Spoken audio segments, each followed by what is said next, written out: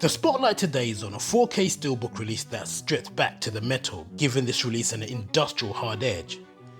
It has minimal but clear aesthetics, putting the emphasis on grit and hard edge design. Let's take a close look at the Sisu Road to Revenge steelbook. Welcome to the exhibit.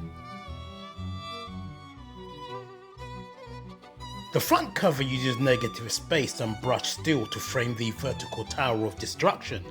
Tanks, planes, fire and debris stack upwards into a chaotic column.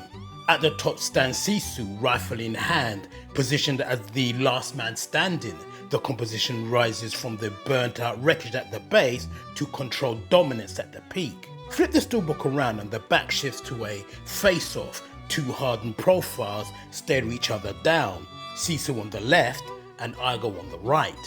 The expressions are worn and severe. Between them, a tank advances beneath a stark gate structure marked with a red star. Smoke, fire and aircraft fill the lower portion of the design. The framing emphasizes rivalry and inevitable conflict. The design is direct and grounded in war imagery. The 4K disc uses a bold yellow and orange palette. The surface appears marked with bullet holes and scattered debris. The design suggests impact and explosion. The color choice reinforces heat and violence. The Blu-ray disc features an obscured image of Sisu driving a lorry. The windscreen is cracked, possibly from a bullet strike. The image feels intense and restricted, as if viewed from the cracked windscreen. The contrast separates the formats while keeping the war theme intact. The interior artwork centers on Sisu holding a weapon, framed by a radial spread of rifles and military hardware behind him. Aircrafts and machinery extend outwards in a circular formation. The layout positions him as the core of the conflict. The pale background keeps the focus on Sisu and the surrounding arsenal. The composition reinforces the idea of one man against an army. The Sisu Road to Revenge steelbook is a direct extension of the film's uncompromising tone. Instead of vibrant contrast or heroic saturation, the design leans into cold greys, muted blues and weathered metallic textures. These tones echo the bleak post-war landscape. The story inhabits a world drained of warmth, where survival is instinctive and hope feels scarce. The brushed steel finish reinforces the emotional temperature. It isn't polished chrome, it's scarred, industrial, and deliberately restrained. The subdued color grading mirrors the film's grounded brutality, where violence is blunt and physical rather than stylized. There's a heaviness to the palette that reflects the emotional weight carried by the protagonist, a man shaped by loss, endurance, and relentless pursuit. Even the darker contrast of the artwork feels purposeful.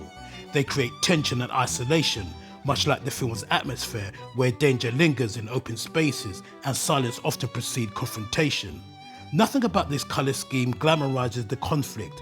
Instead, it commits fully to grit and realism, visually communicating that this story is forged in steel, smoke and resolve.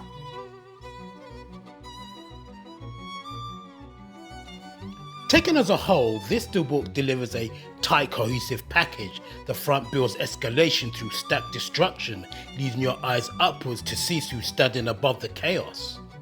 The interior strengthens the lone warrior narrative. Sisu stands at the center, framed by a spread of weapons and machinery that highlights the scale of opposition, while the discs continue the visual language.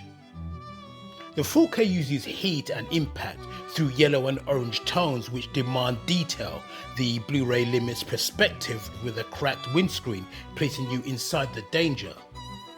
The exposed metallic finish unifies the release. With the white base set to 0, the raw steel shows through and adds weight to the imagery. There are no surface effects to distract you from the design. The result is disciplined and consistent, matching the film's stripped back brutality and survival focus. Overall, this steelbook looks really nice. They could have gone in a completely different direction, but they decided to keep it grounded and focused. It's a worthy addition to a well-curated collection. Well, thank you very much for watching, and if you really enjoyed this showcase, please show your appreciation by liking, subbing, sharing, and I'll catch you next time on The Exhibit.